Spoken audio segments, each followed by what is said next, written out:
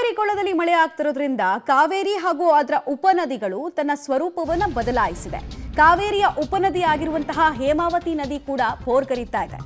ಹೇಮಾವತಿ ಡ್ಯಾಂಗೆ ಭಾರೀ ಪ್ರಮಾಣದ ನೀರು ಹರಿದು ಬರ್ತಾ ಇದೆ. ಸಕಲೇಶಪುರದ ಹೊಳೆಮಲ್ಲೇಶ್ವರ ದೇವಾಲಯ ಇದರ ಪರಿಣಾಮವಾಗಿ ಜಲಾವೃತವಾಗಿದೆ. ಹೊಳೆಮಲ್ಲೇಶ್ವರ ದೇವಾಲಯದ ಗರ್ಭಗುಡಿಗೆ ಹೇಮಾವತಿ ನದಿಯ ನೀರು ನುಗ್ಗಿದೆ. ಹೀಗಾಗಿ ಆತಂಕ ಭಕ್ತಾದಿಗಳಲ್ಲೂ ಇದೆ, ಸಾರ್ವಜನಿಕರಲ್ಲೂ ಕೂಡ ಇದೆ. ಈಗಾಗಲೇ ಹೇಮಾವತಿ ನದಿ ಹರಿಯುವಂತಹ ಭಾಗದಲ್ಲೂ ಕೂಡ ನೀರಿನ ಬಣ್ಣ ಯಾವ ರೀತಿ ಚೇಂಜ್ ಆಗಿದೆ ನೋಡ್ತಾ ಇದ್ದೀರಾ. ಕಂದು ಮಿಶ್ರಿತ ಮಣ್ಣಿನ ಬಣ್ಣವನ್ನ ನದಿ ನೀರು ಪಡ್ಕೊಂಡಿದೆ ಮತ್ತು ನದಿಯ ತಟದಲ್ಲಿ ಇರುವಂತಹ ದೇಗುಲಗಳು ಜಲದಿಗ್ಬಂಧನಕ್ಕೆ ಒಳಗಾಗಿದೆ.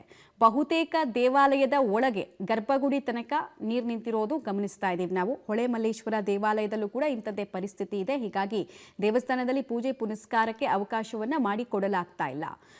ಕಾವೇರಿ ನದಿಯ ಉಪನದಿ ಹೇಮಾವತಿ ಮತ್ತು ನೆನೆತನೆ ಅದರ ಕಾರ್ಯಪಾಲಕ ಇಂಜಿನಿಯರ್ ಹೇಳ್ತಾ ಇದ್ರು, ಆಲ್ಮೋಸ್ಟ್ 45,000 ಕ್ಯೂಸೆಕ್ನಷ್ಟು ನೀರನ್ನ ಹೇಮಾವತಿ ಜಲಾಶಯದಿಂದ ನದಿಗೆ ಹರಿಬಿಡ್ಲಾಗ್ತಾ ಇದೆ ಅಂತ. ಸೊ ನೀರಿನ ಮಟ್ಟ ಏರಿಕೆ ಆಗ್ತಾ ಇದೆ ಕ್ಷಣ ಕ್ಷಣಕ್ಕೂ ಕೂಡ.